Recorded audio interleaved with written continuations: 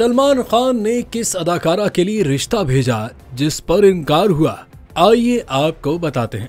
बॉलीवुड में सलमान खान की शादी कई दिहाइयों से मौजूए बहस है, लेकिन क्या आप जानते हैं कि बॉलीवुड अदाकारा जूही चावला के लिए सलमान खान ने रिश्ता भेजा था, लेकिन अदाकारा के वालिद ने शादी की पेशकश मुस्तरद कर दी थी। भारतीय मीडिया को दिए गए एक इंटरव्यू में सलमान खान ने इंकशाफ किया था कि उन्हें जूही चावला पसंद थी, उन्हें बहुत मासूम लगती थी, लेकिन जब उन्होंने उनके वालिद से जूही का हाथ मांगा तो उन्होंने इनकार कर दिया। जब यही बात एक शो के दौरान अदाकारा जूही चावला से पूछी गई तो उन्होंने वजह बताते हुए कहा कि ये उनके और सलमान खान के कैरियर के आगाज का वक्त था। जूही चावला ने बताया था कि उस वक्त सलमान खान इतने मकबूल नहीं थे जितने आज हैं, हत्ता कि मैं सलमान और आमिर को भी अच्छे से नहीं जानती थी, जिसकी वजह से उनके साथ फिल्म करने से भी इनकार कर दिया था।